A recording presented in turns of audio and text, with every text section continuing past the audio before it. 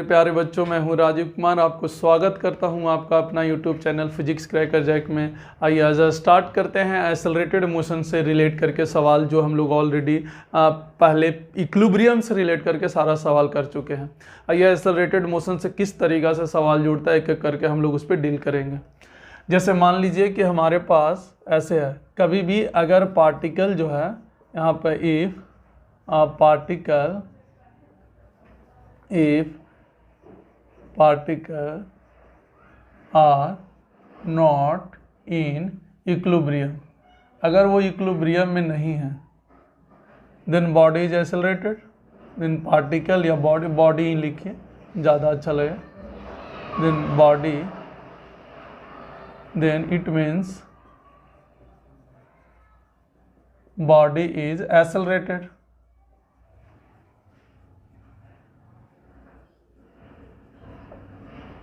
So we apply Newton second law.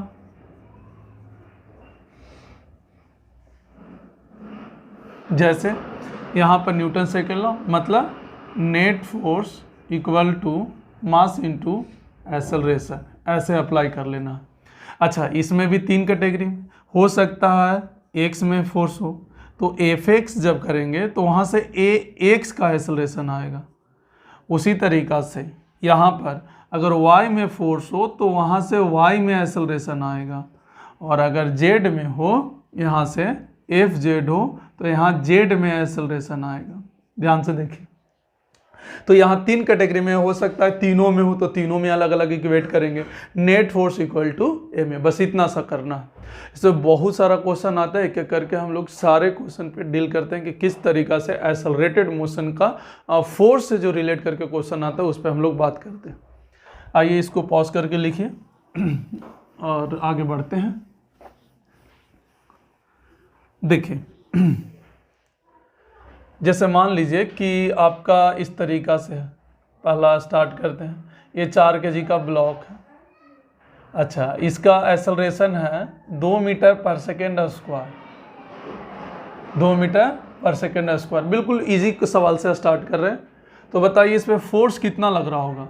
तो net force equal to क्या होता है, ए में मास कितना 4, ए कितना 2, तो कितना हो गया 8। यहाँ से क्या आंसर आया, एन 8 न्यूटन, खत्म। या फिर अगर ऐसे आता, यहाँ पे बताएं कि यहाँ पर ये 4 kg का ब्लॉक है। ध्यान से समझिए, ये 4 kg का ब्लॉक है और इस पे फोर्स कुछ ऐसे लग रहा है 10 न्यूटन का, एंगल है 37 डिग्री, इस तरीक़ा से। तो यहाँ पे सवाल ये कहा गया कि पहला एक्सेलरेशन ऑफ द ब्लॉक और दूसरा contact force between the block and earth.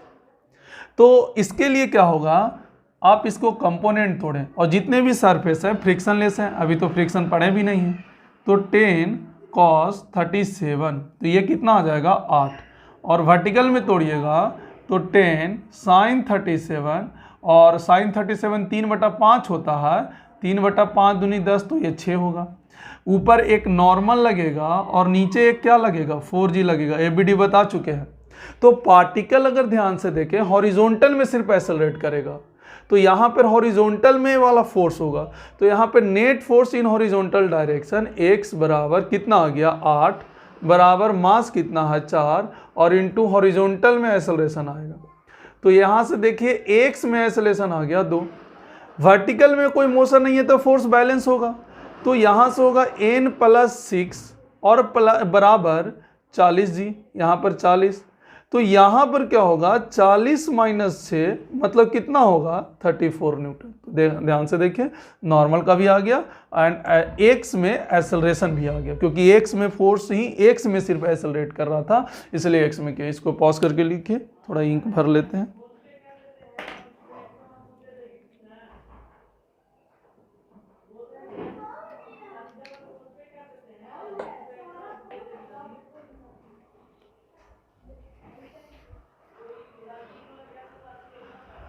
चलिए आइए आगे बढ़ते हैं।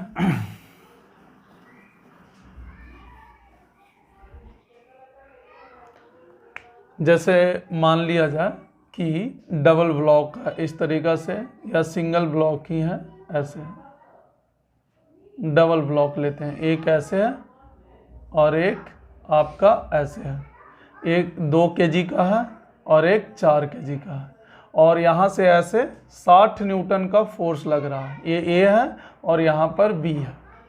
यहाँ पर सवाल पहला किया गया, find acceleration of block A and acceleration of block B, clear.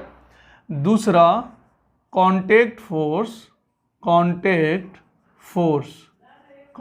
Force between block A and B, A और बी के बीच में फोर्स निकालना। तो एक बात बताइए, सबसे पहले इसको देखिए तरीका। अगर ये वाला ध्यान से देखिए, ये इसको ऐसे पुश कर रहा है, इसको ऐसे प्रेस कर रहा है, तो ये चलेगा। तो ये सोचिए, कॉमन सेंस से ये पता चल रहा है कि जितना एक्सेलरेशन इसका होगा, क्या उतना ही एक्सेलरेशन से ये चलेगा? क्योंकि जितना से ये चलेगा उतना ही से ये चलेगा, क्योंकि कांटेक्ट भी तो मेंटेन रखना है। तो कांटेक्ट सरफेस के परपेंडिकुलर डायरेक्शन में क्या एक्सेलरेशन का वैल्यू क्या होना चाहिए? क्या सेम होना चाहिए? तो एक बात सोच के देखिए, अगर ये है एक्सेलरेशन है, क्या एक्सेलरेशन का मैग्नीट्यूड तो सेम है ही साथ आप देखिएगा डायरेक्शन भी सेम है। तो जब भी ऐसा केस आए तो हम इस पूरे को सिस्टम मान लेते हैं। पूरे को क्या मान लेते हैं? सिस्टम मानने का एक तरीका होता है, जितने भी ब्लॉक्स हैं सारे ब्लॉक्स जो हैं, सारे ब्लॉक्स का एक्सेलरेशन सेम होना चाहिए, डायरेक्शन के साथ साथ मैग्नीट्यूड भी, मींस मैग्नीट्यूड के साथ साथ डायरेक्शन भी। ऐसा नहीं कि मैग्नीट्यूड सेम है पर डायरेक्शन सेम नहीं है तो हम सिस्टम मान लेंगे, नहीं, डायरेक्शन भी सेम होना चाहिए और मैग्नीट्यूड भी सेम होना चाहिए। तो हम इसको ऐसा ट्रीट करते हैं, ध्यान से देखिएगा, इसको हम दो नहीं एक ही ब्लॉक मानते हैं 6 kg का, जिसपे कितना न्यूटन का फोर्स लग रहा है? 60 न्यूटन का। तो एक्सेलरेशन यहाँ से कैसे होगा? तो ए बराबर क्या नेट फोर्स और बटा मास कर सकते हैं। तो नेट फोर्स कितना? 60 और मास कितना? 6। तो आंसर कितना हुआ? 10। तो एक्सेलरेशन हो जाएगा 10 मीटर पर सेकेंड स्क्वायर। एक्सेलरेशन आ गया, पहला सवाल आ गया, क्योंकि दोनों का एक्सेलरेशन सेम था तो 10 हो गया। अच्छा, दूसरा कांटेक्ट फोर्स पूछ रहा है, किसके बीच का? ए और बी के बीच का। मतलब ये वाला कांटेक्ट जब प्रेस कर रहा होगा तो कांटेक्ट फोर्स आ रहा होगा। तो एक काम कीजिए, फ्री बॉडी डायग्राम बना लीजिए। किसका? बी का। आप चाहें तो ए का भी बना सकते हैं, बी का भी बना, हम बी का बना रहे हैं क्योंकि बी पर नंबर ऑफ फोर्सेस कम है।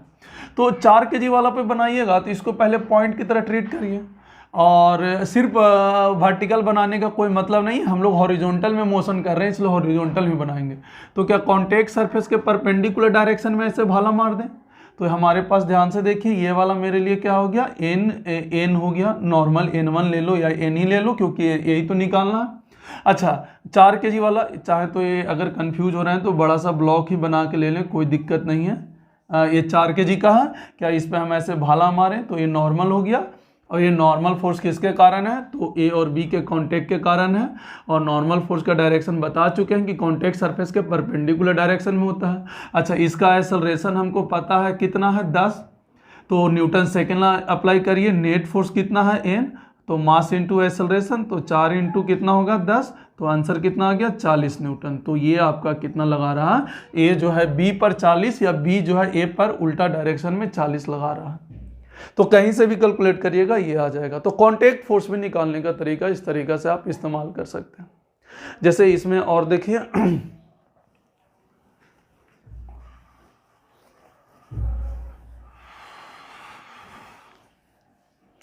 जैसे मान लेते हैं कि ऐसे आपका ट्रिपल फोर्स दे दिया, ऐसे मान लीजिए यहाँ पर एक और दे दिया, यहाँ पर एक और दे दिया, ये 2 kg का है, ये 4 kg का है, और ये 2 kg का है, ये 3 kg का है, ये 4 kg का है, ये मान लेते हैं 200 न्यूटन है, ठीक है, 5 ले लो, और ये मान लेते हैं इधर से 100 न्यूटन है, ये ए है, ये बी है और ये सी है।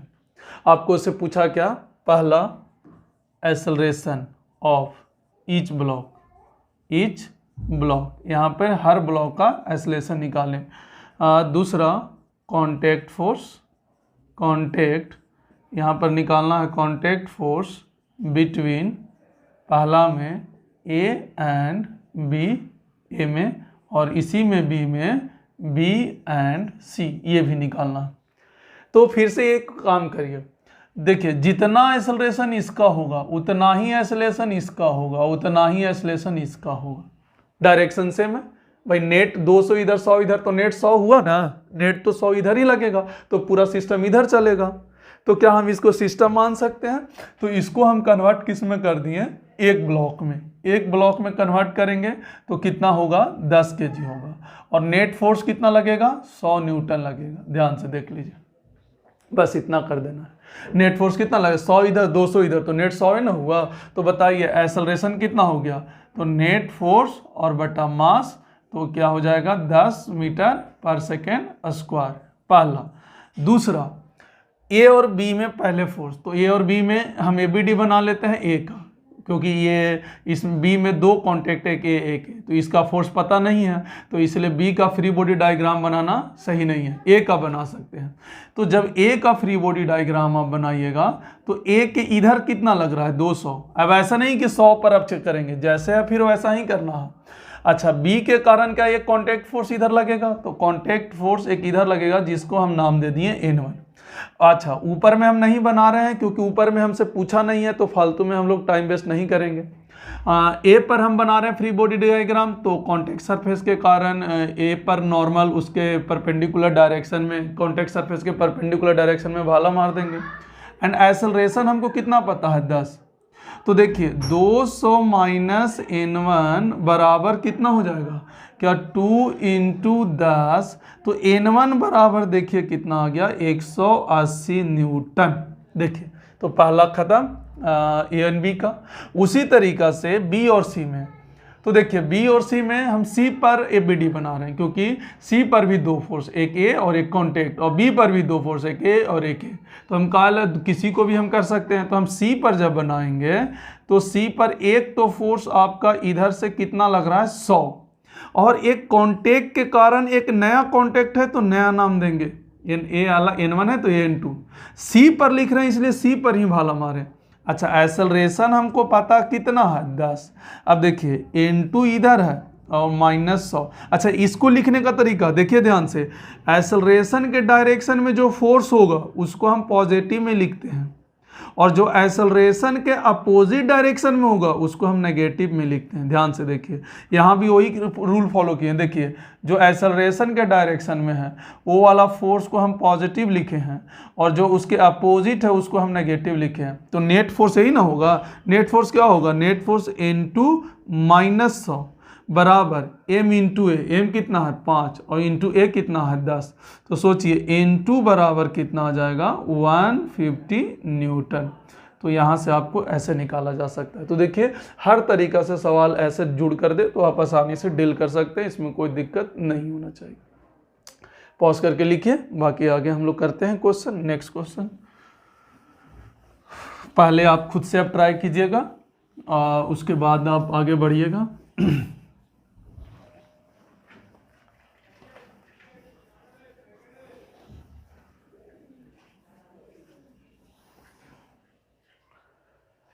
चलिए देखिए ध्यान से, जैसे मान लीजिए कि आपके पास अब इस तरीका से, जैसे देखिए यहाँ पे ऐसे है, ये 4 मीटर लंबाई है, और एक छोटा सा ब्लॉक यहाँ पर 1 kg का रखा हुआ है, और ये आपका कितना kg का है, 4 kg का है। यहाँ पे फोर्स आपका कितना लग रहा है, फोर्स आपका लग रहा है यहाँ पर मान लेते हैं 20 न्यूटन का फोर्स लग रहा है। यहाँ पर अगर ध्यान से देखें तो यहाँ पर ये A है और यहाँ पर ये B है। पहला सवाल, find acceleration of each block, acceleration of each block, each block, her block का एक्सेलरेशन निकालना है। दूसरा क्या है यहाँ पर, दूसरा क्या है कि यहाँ पर एक और सवाल बन सकता है, find time when a smaller block, when a smaller block just leave out from larger block, larger block. ठीक है, तो सबसे पहले एक्सेलरेशन। अब एक बात ध्यान में दे रखिए, अभी हम तो फ्रिक्शन पढ़ नहीं रहे हैं, तो फ्रिक्शन तो लगने वाला नहीं है, ऑल सरफेस आर फ्रिक्शनलेस। तो एक बात बताइए, क्या अगर हम इसको ए एक्सेलरेशन से मानेंगे तो क्या ये भी ए से चलेगा कि ये नहीं चलेगा? ये ए से नहीं चलेगा, क्योंकि 1 kg पर आप अगर ध्यान से देखें तो 1 kg पर दो ही फोर्स लग रहा है, एक कॉन्टैक्ट फोर्स और एक वर्टिकल में फोर्स। इसको हॉरिजॉन्टल में तो फोर्स लग ही नहीं रहा है। हॉरिजॉन्टल में अगर देखा जाए तो हॉरिजॉन्टल में फोर्स जो है, हॉरिजॉन्टल फोर्स जो है यहाँ पर क्या है, 0 है। तो इसको आगे कौन ले जाएगा? कोई नहीं, यही रहेगा। ध्यान से समझिए। तो आगे 1 मिनट, इसको आप यहाँ पे नहीं बनाइए, इसको गलत जगह पे बना दिए, ये यहाँ पे बनेगा 1 kg का। तो ये आगे जाएगा, सिर्फ ये आगे जाएगा। तो अगर हम लोग देखें ये ए है ये बी है, तो पहला सवाल में बी का एक्सेलरेशन तो 0 होगा। भाई बी आगे जाएगा ही नहीं, क्योंकि इस पर कोई भी हॉरिजॉन्टल फोर्स लग ही नहीं रहा है, तो कहाँ से जाएगा? ऐसे नहीं कि सर ब्लॉक के साथ चल जाएगा, वो ब्लॉक के साथ तब जाता है जब यहाँ पे फ्रिक्शन होता, जो कि फ्रिक्शन अभी नहीं है। अच्छा, तो ए का एक्सेलरेशन सिंपल सा हो जाता, क्या 20 हम 4 लिख देंगे तो यहाँ से 5 आंसर आएगा। तो क्या यहाँ पर 5 हो जाएगा कि नहीं हो जाएगा? अच्छा, एक और अब कहानी बताएं, बोले कितना टाइम लगेगा इसको इससे गिरने में? तो ये आगे जाएगा, ये तो यहीं रहेगा, ये तो आगे बढ़ते जाएगा, तो कभी ना कभी तो गिरेगा ना। तो ये कितना दूरी कवर कर लेगा तो गिर जाएगा? 4 मीटर। तो यहाँ से हम अगर 4 मीटर बराबर हाफ 80 स्क्वायर कर लें तो ध्यान से देखिए t बराबर √8/5 सेकेंड के बाद वो क्या हो जाएगा? लीव आउट हो जाएगा, क्योंकि ये आगे चल जाएगा। 4 मीटर जब ये कवर कर लेगा तो जैसे ही थोड़ा सा आगे बढ़ेगा लीव आउट हो जाएगा, मतलब गिर जाएगा। क्योंकि इसका ये जो दूरी है ये बहुत छोटा है, बहुत छोटा। ये अपने इसके 4 मीटर के कंपैरिजन में ये बहुत छोटा है। तो ऐसा नहीं कि लेंथ कंपेयर करके हम यहाँ पर कर सकते हैं, नहीं, बिल्कुल नहीं। तो यहाँ पर इस तरीका से कहानी किया जा सकता है। आई होप कि कॉन्सेप्ट समझ में आ गया होगा। चलिए आगे बढ़ते हैं।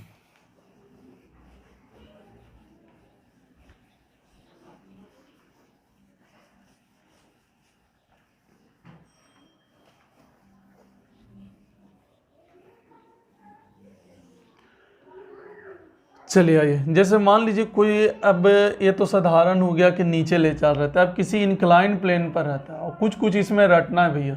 ये इंक्लाइन प्लेन है, अब इंक्लाइन प्लेन पर रखिएगा तो ये ध्यान से देखिए इंक्लाइन प्लेन पर है, तो हमेशा कोशिश ये करिएगा, देखिए इसमें कंपोनेंट फोर्स का किधर तोड़ा जाता है, जिधर मोशन हो रहा है और उस मोशन के परपेंडिकुलर, हमेशा यही दो में कंपोनेंट हम तोड़ा जाता है। हमेशा याद रखिएगा, फिर बोल रहे हैं कंपोनेंट फोर्स का उधर तोड़ते हैं जिधर मोशन हो रहा है। अब देखिए motion along the incline plane हो रहा है, तो जितने भी फोर्स होंगे सारे का component along the incline plane तोड़ेंगे and perpendicular to the incline plane तोड़ेंगे। जैसे इसमें कितना फोर्स है, एक mg खाली है, तो सोच के देखिए ये थीटा है तो ये 90 माइनस थीटा, तो ये perpendicular to the incline plane है तो ये वाला थीटा होगा। हमेशा के लिए वाला पोर्शन रट लेना जो बता रहे हैं, एकदम बिल्कुल रट्टा होना चाहिए। इंक्लाइन प्लेन पर है मतलब जो अभी बोलेंगे वो पक्का होना चाहिए कि ऐसे है तो ऐसे होगा। अब सोचिए ये थीटा है तो ये थीटा, अब बोलिए इधर कंपोनेंट कितना होगा, तो mg cos थीटा, क्योंकि जिधर थीटा होता है उधर cos थीटा होता है, और अलोंग द इंक्लाइन प्लेन क्या होगा, तो mg sin थीटा।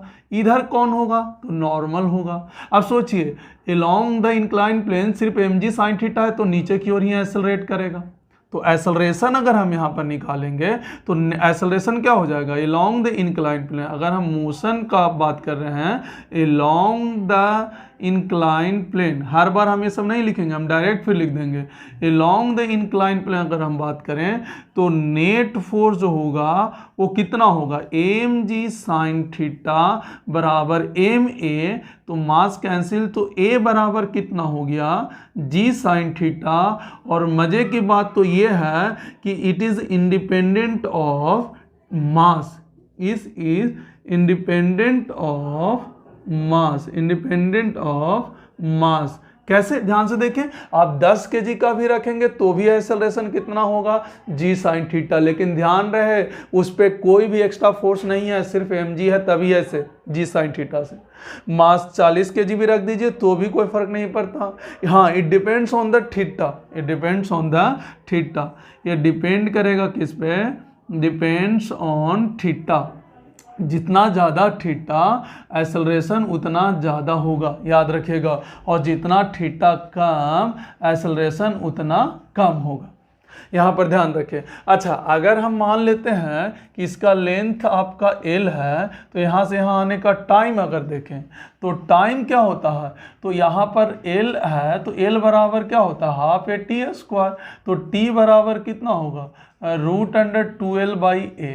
तो जितना ज़्यादा एक्सेलरेशन क्या टाइम उतना कम लगेगा नीचे आने में, और जितना कम एक्सेलरेशन टाइम उतना ज़्यादा लगेगा आने में। तो एक तो ये याद रख लेना है खटाक से, पहला कभी भी इंक्लाइन प्लेन पर ब्लॉक हो mg sin theta along the incline plane, अगर इंक्लाइनेशन एंगल थीटा दे रखा है तो along the incline plane mg sin theta और perpendicular to the incline plane mg cos theta normal. यहाँ से आपसे एक और सवाल कहा जा सकता है, नॉर्मल निकालने, तो सिंपल सा perpendicular to the incline plane equate कर देंगे, क्योंकि उधर कोई मोशन नहीं हो रहा है, तो नेट फोर्स का वैल्यू 0 होगा, तो नॉर्मल का वैल्यू सीधा जितना फोर्स ऊपर उतना फोर्स नीचे, तो n बराबर कितना हो गया, mg cos थीटा। तो देखिए along the incline plane without any applied external force, ये सारा चीज आपको याद रखना है, टाइम निकालना, ये करना, वो करना, सारा चीज जितने भी चीज है। आई होप कि ये कॉन्सेप्ट क्लियर हुआ होगा। चलिए आगे बढ़ते हैं।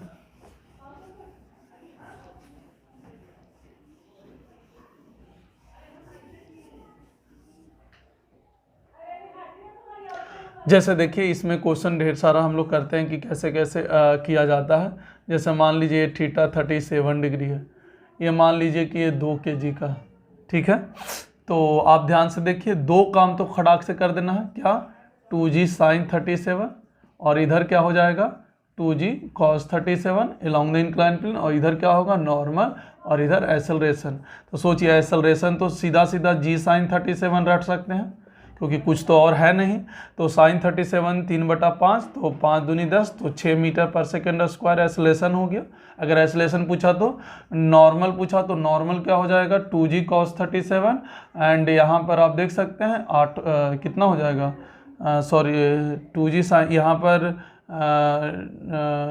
पर 2g cos 37 है ना, तो यहाँ पर क्या हो जाएगा cos 37 कितना होता है 4/5, 5 के 20, 4 चौके 16। तो इस तरीक़ा से हम कर सकते हैं नॉर्मल फोर्स, यहाँ से आप लिख सकते हैं एक्सेलरेशन। तो एक्सेलरेशन भी कैलकुलेट कर सकते हैं, नॉर्मल लेंथ उंथ दे दिया तो टाइम निकाल सकते हैं। टाइम का अभी फॉर्मूला एक बार फिर से रिपीट कर देते हैं, 2l बटा क्या होता है g sin थीटा, या फिर 2l बटा a याद रखें, क्योंकि a हमेशा बदलते रहता है। अभी ना कोई एक्सटर्नल फोर्स अप्लाइड नहीं हो रहा है, बाद में तो होगा। जैसे इसी में अब बताते हैं, जैसे देखिए जैसे मान लेते हैं कि ये एंगल आपका 37 है, और यहाँ पर आपका ये 4 kg का है, और इधर एफ लग रहा है 60 न्यूटन। कितना न्यूटन, 60 न्यूटन। अब बताइए इस ब्लॉक का एक्सेलरेशन क्या होगा। तो सबसे पहले आंख मूंद के इधर क्या अप्लाई कर लीजिए, 4g sin 37, हमेशा along the incline plane sin 37, perpendicular कितना हो जाएगा 4g cos 37, और इधर कितना हो जाएगा नॉर्मल। तो नॉर्मल पूछेगा तो नॉर्मल, लेकिन हमसे क्या पूछा है एक्सेलरेशन पूछा है कि क्या होगा। तो एक बात बताइए 4g sin 37 कितना है, तो sin 37 3/5, तो 5 × 40, तो 8 तरीके कितना हो जाएगा 24। इधर कितना है 60, और इधर कितना है 24, तो क्या ये ब्लॉक ऊपर जाएगा। तो ऊपर जब जाएगा तो सोचिए यहाँ पर नेट फोर्स कितना है, नेट फोर्स हो जाएगा 60 - 24, क्योंकि एक्सेलरेट ऊपर की ओर होगा। तो जिधर एक्सेलरेशन का डायरेक्शन है वो फोर्स पॉजिटिव है, उल्टा नेगेटिव, बराबर कितना हो जाएगा a में 4 × a, तो 10 में से 4 गया 6, 5 में से 2 गया 3, 4, और बराबर है 4 × 9 का 36, तो a बराबर आपका कितना आ गया 9। देखिए तो हर बार g sin थीटा रटना नहीं है, हर बार g sin थीटा रटना नहीं है, आपको न्यूटन सेकेंड लगाना है net force equal to a में। ये तो g sin थीटा तब है जब कोई एक्स्ट्रा फोर्स नहीं हो। देखिए यहाँ पर एक्स्ट्रा फोर्स अवेलेबल है, तो हम इस तरीका से प्रॉपरली तोड़ेंगे कंपोनेंट, देखेंगे कि ऊपर जा रहा है कि नीचे जा रहा है, उसके हिसाब से एक्सेलरेशन रहेगा। अगर इसमें कॉन्टैक्ट फोर्स बोला जाता तो डायरेक्ट हम कितना लिखते हैं 4g cos 37 तो यहाँ पर आ जाता 4/5, तो 8 चौके 32 न्यूटन यहाँ से। अब कई बच्चा रट लेता है कि इंक्लाइन प्लेन पर नॉर्मल का वैल्यू mg cos 37। ये फिर से बता रहे हैं कि ये रटना नहीं है, हमको कर देखना है वहाँ पर। जैसे ये चेंज कहाँ पर हो जाएगा, इस चीज़ को हम दिखाते हैं आपको। देखिएगा ये चेंज कहाँ पर हो जाएगा। देखिए कि जब अगर आपको इंक्लाइन प्लेन पर ऐसे, यहाँ पर इंक्लाइन प्लेन पर ऐसे, देखिएगा ये इंक्लाइन है, ठीक है, ये इंक्लाइन प्लेन है, तो ये इंक्लाइन प्लेन पर ये 2 kg का ब्लॉक है और ये 37 है, 2 kg या 4 kg ले लीजिए, 4 kg का ऐसे लग रहा है 20 न्यूटन, अगेन 37 डिग्री से, इंक्लाइन प्लेन से 37 डिग्री। अब आपसे पूछा कि बताइए पहला एक्सेलरेशन ऑफ ब्लॉक और दूसरा contact force between the block and incline plane. तो अगर आप ध्यान से देखिए फिर से इसका कंपोनेंट तोड़िएगा तो कितना आएगा 20 cos 37 डिग्री और perpendicular to the incline plane 20 sin 37 degree. हमेशा कभी भी देखे मोशन किधर हो रहा है तो अलोंग द इंक्लाइन प्लेन हो रहा है, तो कंपोनेंट जितने भी फोर्स होंगे अलोंग द इंक्लाइन प्लेन होगा। जैसे अब इधर mg का कितना होगा 4g sin 37 डिग्री और इधर कितना होगा 4g cos 37 डिग्री और इधर कितना होगा कांटेक्ट फोर्स नॉर्मल। अब देखिए 4g cos 37 कितना होता है sin 37, तो 3/5, 5 × 40, इधर हो गया 24, इधर बोलिए क्या यहाँ पर 4/5 होगा, 5 के 20, 4 चौके 16। तो देखिए इधर ज़्यादा है तो नीचे की ओर एक्सेलरेट होगा, तो एक्सेलरेशन का वैल्यू होगा नेट फोर्स कितना है तो 24 - 16 और बटा मास कितना होगा 4, बस इतना कर देना। अच्छा नॉर्मल फोर्स आप देखिए यहाँ पर कि नॉर्मल फोर्स कितना होगा, तो नॉर्मल फोर्स हो जाएगा 4g cos 37। ये देखिए ये कितना हो जाएगा 4g cos 37, तो 4/5 × 40, 8 चौके 32 और ऊपर कितना है ये हो गया 12। तो देखिए यहाँ पर क्या हो जाएगा, क्या 32 - 12 लिख सकते हैं, 32 - 12 मतलब 20 न्यूटन। आपका नॉर्मल का वैल्यू कितना हो जाएगा 20 न्यूटन। तो देखिए ये mg sin theta, mg cos theta नहीं, mg cos थीटा -20 sin 37 था ना। तो क्या हुआ ये कंपोनेंट टूटा तो आ गया। तो हर बार रटना नहीं है नॉर्मल का वैल्यू mg cos थीटा, क्योंकि अगर एंगल पर भी एंगल में फोर्स आ गया तो यहाँ पर फिर दिक्कत होगा। हमको हमेशा नेट फोर्स देखना रहता है along the incline plane, component तोड़े perpendicular to the incline plane तोड़े और इस तरीका से सोचें, तब जाके वो सवाल क्लियर करेंगे हम लोग, ठीक है। तो ये हमारा किसका कहानी था, इंक्लाइन प्लेन पर सारा कहानी था कि इंक्लाइन प्लेन पर किस तरीका से सवाल किया जा सकता है। जैसे चाहे तो और भी इसमें सवाल पूछा जाता है, एक और चाहे तो बता दे सकते हैं। देखिए जैसे यहाँ पर ये बोला गया कि बताइए अगर ये एंगल 37 डिग्री है और यहाँ पे ये 2 kg का ब्लॉक है एंड यहाँ पे एक F फोर्स हम F ये है तो हॉरिजॉन्टल लग रहा है, तो यहाँ पर बोला कि फाइंड F, ये F निकाल के बताएं such that block are in equilibrium, such that block are in equilibrium, equilibrium, ठीक है। ब्लॉक किस में रहेगा इक्विलिब्रियम। तो एक काम कीजिए आप इस ब्लॉक को ध्यान से देखिए, ब्लॉक पर नीचे इधर कितना लग रहा है तो 2g sin 37 और इधर कितना लग रहा है तो 2g cos 37। अच्छा अब और हॉरिजॉन्टल में कितना लग रहा है f और इधर कितना लग रहा है नॉर्मल। तो एक काम करते हैं इसका कंपोनेंट तोड़ते हैं, ये वाला का कंपोनेंट तोड़ेंगे। तो ये वाला हमको पता है कि ये एंगल 37 है, तो बताइए ये वाला एंगल 53 होगा तो ये 37 होगा, तो ये अगेन कितना होगा 53 होगा। तो हमको जितने भी फोर्स रहेगा सारा फोर्स का कंपोनेंट तोड़ा along the incline plane and perpendicular to the incline plane. तो अलोंग द इंक्लाइन प्लेन तोड़ेंगे तो ये क्या होगा F sin 53 और इधर कितना होगा तो F cos 53 हो जाएगा। ये फोर्स का component along the incline plane and perpendicular to the incline plane. अब सोचिए बॉडी अगर इक्विलिब्रियम में रहना है तो जितना फोर्स इधर लगेगा उतना ही फोर्स इधर लगना चाहिए। तो यहाँ से कह सकते हैं कि 2g sin 37 डिग्री बराबर कितना हो जाएगा F sin 53 डिग्री। तो यहाँ पर देखिए, यहाँ से फिर आपका एफ कैलकुलेट हो जाएगा। तो इस तरीका से कई बार सवाल आपको मिलेगा कि ये एफ का वैल्यू बताइए, ताकि अब ये जो ब्लॉक है वो किस में रह सके, इक्विलिब्रियम में रह सके। तो इस तरीका से आप सवाल डील कर सकते हैं, सोच सकते हैं, बुद्धि लगा के सोच सकते हैं, क्लियर कर सकते हैं। तो यहाँ पर लिख लीजिए इसको भी पॉज करके।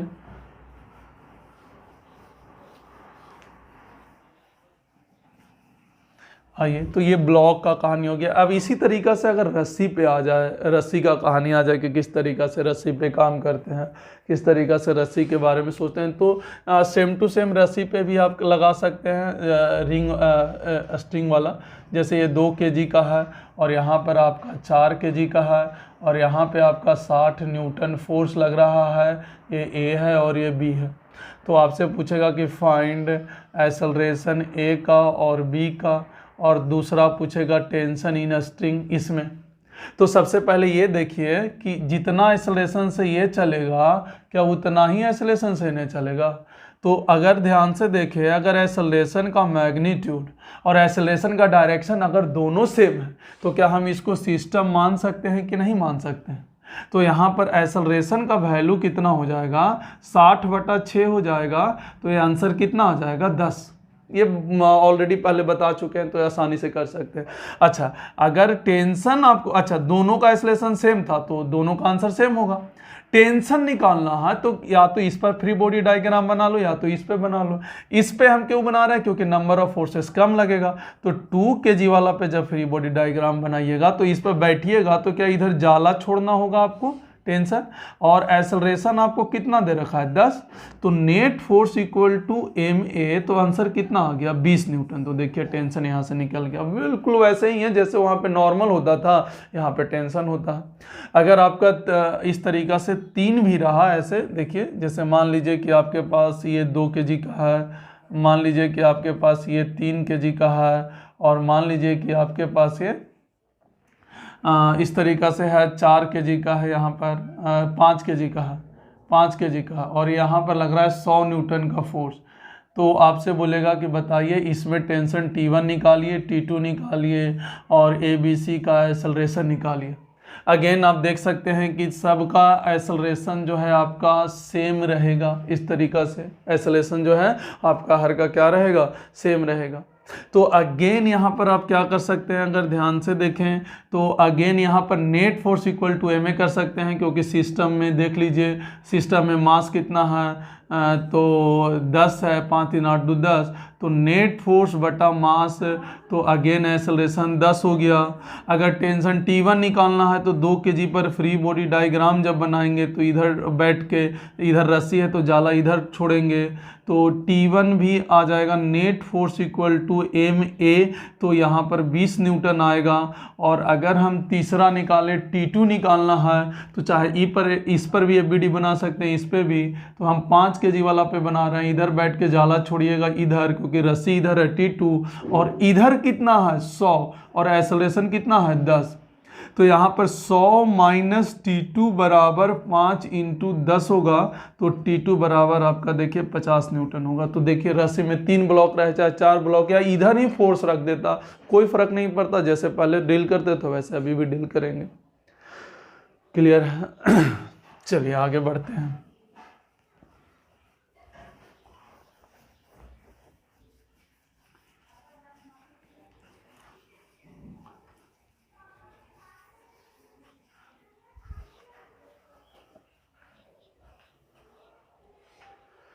चलिए आइए और आगे बढ़ते हैं रस्सी में। जैसे मान लीजिए कि अगर आपको इस तरीका से हो, आप यहाँ पर मान लीजिए कि ये M1 है और यहाँ पे एक पुली है इस तरीका से, और यहाँ पर ये M2 है। अब यहाँ पर बोल रहा है कि देखिए रस्सी तो एक ही है, यहाँ पर देखिए रस्सी एक ही है ना, तो कांस्टेंट रिलेशन से जितना एक्सेलरेशन इसका होगा उतना ही एक्सेलरेशन इसका होगा। सिंपल सा बात है, यहाँ पर ज़्यादा दिमाग नहीं लगाना है। पुली फिक्स रहता था तो कांस्टेंट रिलेशन ऑलरेडी हम पहले पढ़ा चुके हैं, तो ये ध्यान रखिएगा रस्सी एक ही है, रस्सी टाइट होना चाहिए, तो जितना एक्सेलरेशन इसका उतना ही एक्सेलरेशन इसका होगा। एक ही पुली पर, फिक्स पुली पर ऐसा ही होता है, और ये बताया हुआ भी है। तो सोच के ध्यान से देखिए, एक्सेलरेशन और टेंशन निकालना। यहाँ से बोला गया कि फाइंड, पहला में एक्सेलरेशन निकालें और दूसरा में क्या निकालें? टेंशन निकालें। तो एक तो तरीका क्या है कि आप अलग अलग फ्री बॉडी डायग्राम बनाएं, और जैसे हम एक बार कर भी देते हैं कि कैसे किया जाता है, उसके बाद हम लोग जो है शॉर्ट ट्रिक पर ही काम करेंगे। जैसे पहला अगर बनाना है तो free body diagram of A block का बनाएं। तो ए ब्लॉक का जब बनाइएगा तो मास m1 है, इधर की ओर कितना लगेगा टेंशन, क्योंकि मोशन इधर हो रहा है तो सारा फोर्स हम इधर ही देखेंगे, उसके परपेंडिकुलर वाला भूल जाएंगे। एक्सेलरेशन कितना है a है, तो t बराबर आप क्या लिख सकते हैं, क्या m1a लिख सकते हैं। t बराबर क्या हो गया m1a। उसी तरीक़ा से ध्यान से देखिए, यहाँ पर अगर हम फ्री बॉडी डायग्राम हम बी का बनाते हैं, इधर बनाते हैं फ्री बॉडी डायग्राम हम किसका बना रहे हैं, बी का बना रहे हैं। तो जब बी का बनाएंगे तो यहाँ पर अगर देखिए m2, तो इधर टेंशन t ही लगेगा क्योंकि रस्सी सेम है, बैठ के जाला छोड़ेंगे ऊपर, और नीचे कितना होगा m2g, और एक्सेलरेशन कितना है a। तो न्यूटन सेकेंड लॉ के हिसाब से एक्सेलरेशन के डायरेक्शन वाला फोर्स पॉजिटिव लेते हैं और उसके अपोजिट में नेगेटिव, बराबर नेट फोर्स ये हो गया इक्वल टू a में। तो यहाँ से देखिए ध्यान से, ये इक्वेशन नंबर 2 लीजिए और ये इक्वेशन नंबर 1 लीजिए। यहाँ पर इक्वेशन नंबर क्या हो गया 1 लीजिए। तो जब ये दोनों को जोड़िएगा तो क्या t और t आपका कैंसिल हो जाएगा, तो क्या बचेगा देखिएगा, m2g इधर बच जाएगा और इधर क्या बचेगा m1 plus m2 into a बचेगा। तो a बराबर कितना हो जाएगा m2g, और बटा में क्या हो जाएगा m1 प्लस m2। ध्यान से देखिए एक्सेलरेशन कैलकुलेट हो गया।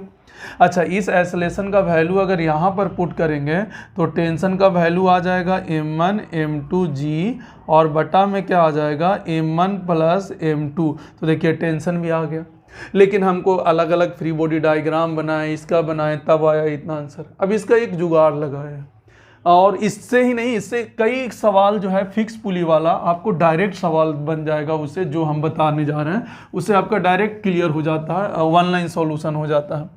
सबसे पहले आप एक बात बताइए, अगर इसका एक्सेलरेशन a नीचे है और इसका भी तो a ही है, तो क्या इसको सिस्टम मान सकते हैं? नहीं।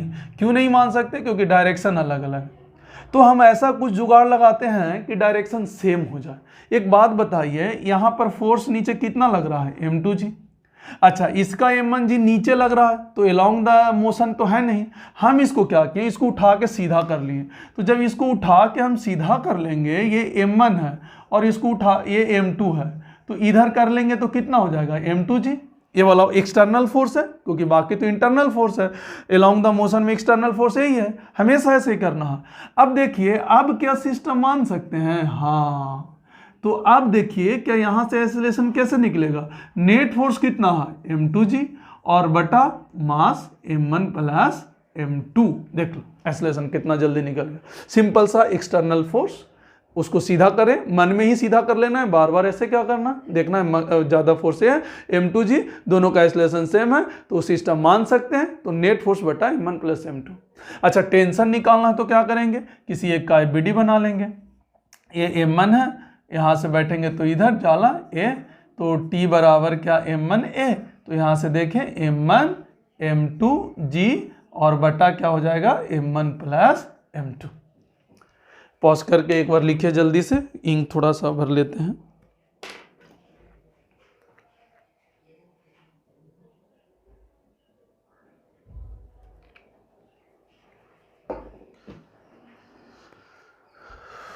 चलिए, है ना, और देखते हैं हम लोग।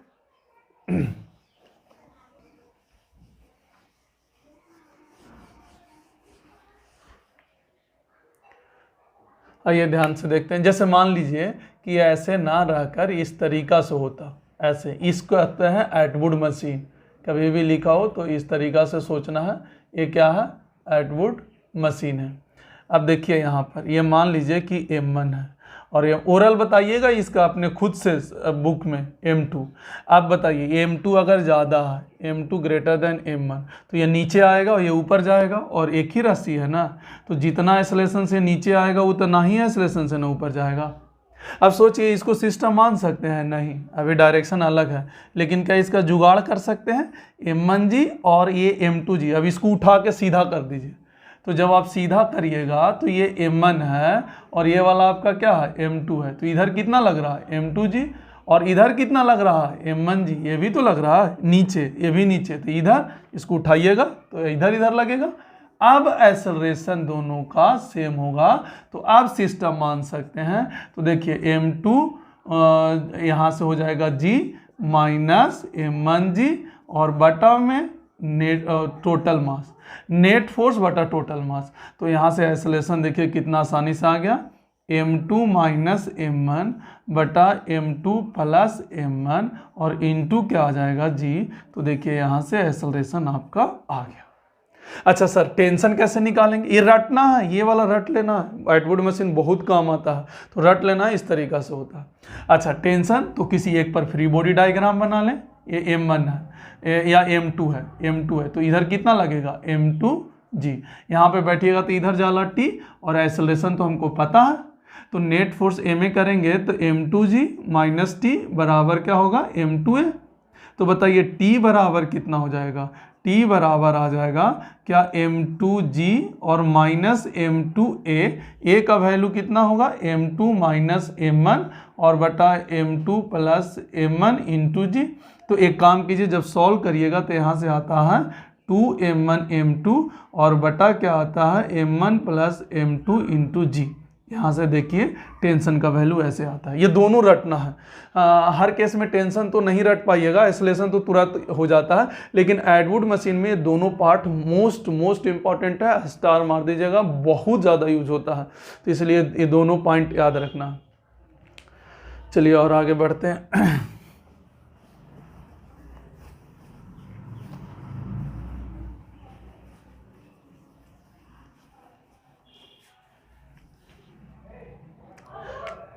जैसे मान लीजिए कि ये कोई आपका इंक्लाइन प्लेन है, ये एंगल थीटा, अब यहाँ पर इस तरीका से ब्लॉक है, अब यहाँ पर ये आप मान लीजिए m2 है और ये वाला मान लीजिए आपका ये m1 है, ठीक है m1। अब ये नीचे जा रहा है a से, तो ये भी क्या ऊपर जाएगा a से, आप कांस्टेंट रिलेशन से भी निकाल सकते हैं a भी मान के, तो दोनों में तो t है और t ना है, टेंशन अलग अलग होता था ना, अलग अलग होता। और m2 मान लीजिए किसी तरीका से बड़ा है, या हो सकता है ये नीचे आए ये ऊपर जाए, कुछ भी हो सकता है। अपने आप a सॉल्व होकर नेगेटिव आ जाएगा, अगर ये इधर मान लें और सॉल्व किए और एक्सेलरेशन नेगेटिव आ गया तो समझ जाइए कि आपका द्वारा डायरेक्शन माना गया गलत है, उल्टा चलेगा। समझ लीजिए इसका जैसे ही ये देखेंगेगा, क्या हम बोले थे कि इंक्लाइन प्लेन पर जैसे ही ब्लॉक है दो फोर्स, तो ऐसे ही m2g साइन थीटा और इधर क्या हो जाएगा m2g कॉस थीटा, जो कि अभी इससे हमको कोई मतलब नहीं, इधर नॉर्मल और इधर क्या हो जाएगा टेंशन। उसी तरीका से m1g इधर टेंशन। तो अलग अलग फ्री बॉडी डायग्राम बनाइएगा, अलग अलग भी इसका न्यूटन सेकेंड लॉ लगाइए, न्यूटन सेकेंड लॉ लगाइए, फिर सॉल्व करिए दोनों इक्वेशन को, फिर सॉल्व करने के बाद आएगा। लेकिन जो अभी जुगाड़ बताएं क्या, उससे सीधा जब करिएगा तो देखिए तो कितना आसानी से बन जाएगा। ये m1 है और ये m2 है, लेकिन इधर कितना फोर्स लग रहा है m2g साइन थीटा लग रहा है, और इधर कितना फोर्स लग रहा है m1, और क्या सिस्टम मान सकते हैं इसको। तो जब सिस्टम मान लेंगे तो a बराबर कितना हो जाएगा m2g sine theta minus m1 और बटा में क्या हो जाएगा m1 प्लस m2। तो देखिए कितना आसानी से एक्सेलरेशन जल्दी फास्ट बनाना है ना, हमको टाइम सेव करना है ना, तो देखिए कितना आसानी से हो जाएगा। कुछ नहीं करना है, आपको एक्सटर्नल फोर्स देख लेना है, दोनों का सीधा कर देना है, और डायरेक्ट ओरल ये भी नहीं बनाने का जरूरत पड़ेगा, आ जाएगा। अच्छा अगर आपको अब टेंशन निकालना है तो कोई एक पर एबीडी बना लीजिए, जैसे ये m1 ये वाला g है, ये नहीं है g, और इधर क्या होगा t, और एक्सेलरेशन पता है तो न्यूटन सेकेंड लॉ लगा दीजिए, t माइनस m1g बराबर m1a, a का वैल्यू यहाँ पर पुट करने पर आपका टेंशन आ जाएगा। ऐसे ही नहीं, अगर मान लिया जाए इस तरीका से हो कि दोनों तरफ इंक्लाइन प्लेन हो तो भी एकदम बिल्कुल ओरल आंसर आ जाता है। जैसे देखिए ऐसे हो, दोनों तरफ इंक्लाइन प्लेन हो, मान लीजिए कि ये अल्फा है और ये मान लीजिए बीटा है, ये पुली है और ये आपका ऐसे है, ये m1 है और ये आपका ऐसे है, और ये आपका क्या है, ये m2 है, ठीक है। अब ध्यान से देखिए, अब मान लेते हैं फिर ये इधर आ रहा है, अपना मन से मान लिया करो हमेशा, अगर नेगेटिव आ गया तो उल्टा हो गया, तो इधर कितना होगा तो m1g साइन अल्फा। अब ये वाला लिखने का कोई मतलब नहीं है हमको, along the incline plane m2g sine beta.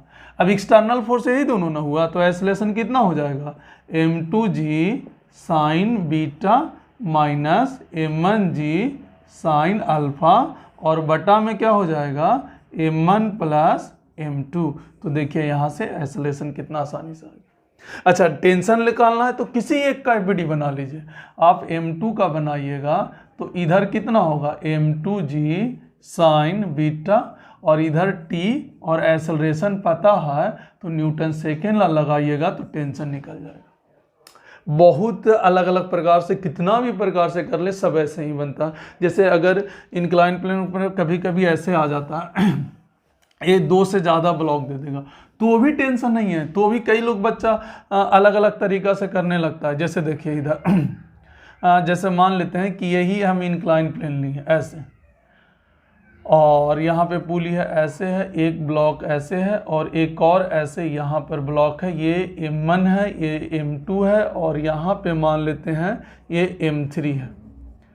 अब मान लेते हैं ये नीचे a से ये भी जाएगा तो उतना ही है, क्योंकि इसमें भी t है, इसमें भी t ही है ना। ध्यान से देखिए, टेंशन अलग अलग है, यहाँ पर टेंशन क्या होगा, अलग अलग है, यहाँ पर टेंशन अलग है, लेकिन एक बात श्योर रखिएगा, एक्सेलरेशन हमेशा सेम ही रहेगा।